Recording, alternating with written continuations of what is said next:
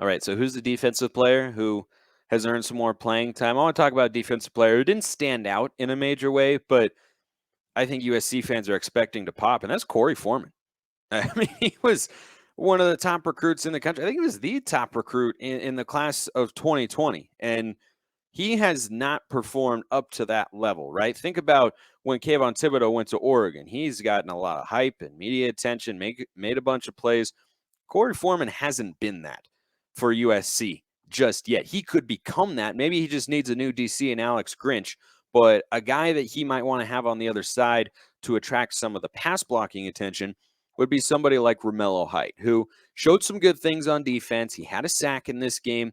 He's an Auburn transfer, one of the SEC guys that I alluded to earlier in the show.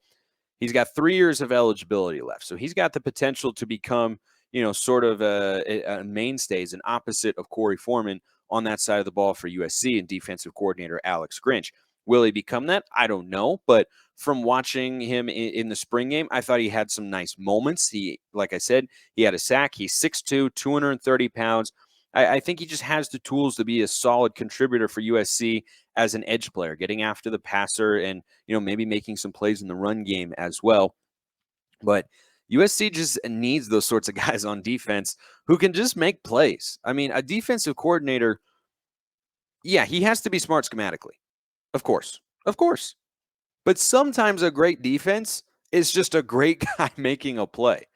I mean, think back to, those Baltimore Ravens defenses, right? With Ed Reed and Ray Lewis. Yeah, they had some smart defensive coordinators come through there. But you know what else they had?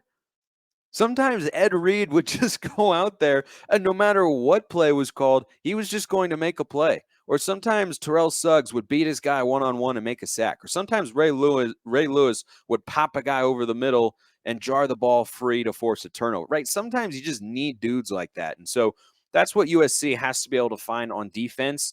And I think offense is going to be an easy sell with Lincoln Riley. Historically, it has been. But defense, that's going to be a lot tougher for a team that has struggled on defense the last several years. So they don't have, that branding as a place where recruits will want to go on the defensive side of the ball. Now, again, they have brought over a couple of guys in the portal. We'll see if Romello Height can be an impact player, but they brought over another player from the SEC, a guy from Bama, whose name is eluding me right now. You can drop it in the comments below on YouTube if you know.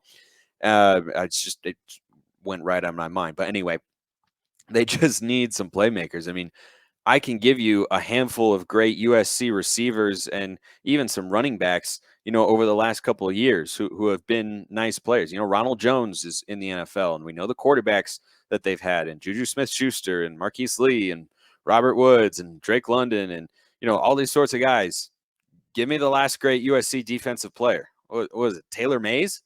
Do we have to go that far back? I mean, they've just not been known for having those sorts of players on that side of the ball, and I think that's something that USC has to be able to do. So, final segment today as we wrap up the first of our spring game recaps. Again, we will be doing this here on the show for every single Pac-12 team. It'll be 12 days in a row, one team at a time, full in-depth, looking at the biggest takeaways, the players who stood out and maybe deserve a little more playing time, and then the storylines coming out of it. That will be the next 12 shows here on Locked On Pac-12, which is why you should like and subscribe if you have not already. For those of you that have, I very much thank you and appreciate every single one of you.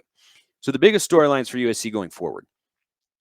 Are they going to keep hitting the portal with this great success? Because they have the number 2 rated transfer portal class in the country, right? There's, now 3 classifications for your classes in each recruiting cycle on 24/7 Sports. There's your high school recruiting class, there's your transfer portal recruiting class, and then there's your overall composite class, which is factoring in both the high school kids you're bringing in and the transfers that you're coming in. And USC's class of 2022 looks a lot better when you factor in the transfers, of course, because they've been number 2 at getting players in the portal, at least according to 24/7. I think that that's generally correct. So if they're going to continue hitting the transfer portal with great success, the next place they need to go is offensive line, because there were some nice plays made by some defensive end with some moves, but overall, the second stringers on USC, they're not up to where you need them to be. If you read stuff from people who cover the Trojans, they'll tell you the same thing. And the offensive line wasn't very good last year. They couldn't run the ball consistently, even with a talented back like Malapei. So I think USC, if they're going to keep hitting the portal, I think the next place to go is the offensive line. I know I've talked a lot about the defense and the need to add players there, but they've already brought in a couple of guys on that side of the ball. And this is the other thing that's I think a reality for USC football. They don't need to build a great defense. They do not. That is not what they need to win the Pac-12 and get to the college football playoff. Oklahoma never had a great defense. They never did. But they had defenses that were good enough. And that's what USC needs. And their defenses haven't been good enough. And the offenses have been, too inconsistent over the last several years as well under Clay Helton. That's why the program has struggled writ large, hence the 4-8 season last year. But if the defense can just be like average in the Pac-12, I think Lincoln Riley is smart enough to elevate the offense to a point where they'll be so far above everybody else and they'll be so hard to stop, especially for the next 2 years with Caleb Williams and Mario Williams as well, that they will just win games because of their offense. But they had games last year, like against UCLA, where they scored plenty of points, but their defense was so bad sometimes that it wasn't enough. So they don't need to build, some vaunted high-end SEC caliber defense. They don't need that. They don't even need to build, a peak TCU defense from the Big 12. They just need to be competent.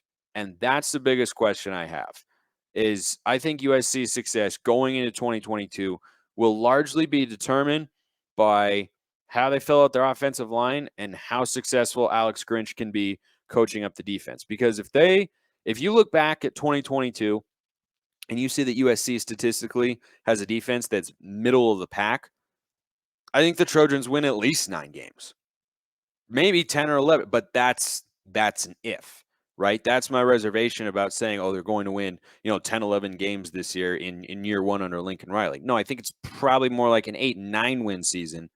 And then once they start to get their guys into the program, then they'll be able to win double-digit games. But I see it as being a lot tougher this year because of the amount of work needed on that side of the ball. But if they can just be average, not asking for a lot, not asking for a lot. I don't need you to put the ball on the green from the woods. I just need you to be able to punch out and get it in the fairway. If Alex Grinch can do that, then USC can be pretty successful with the offensive skill pieces they have in 2022. I appreciate everyone listening and have a wonderful rest of your day.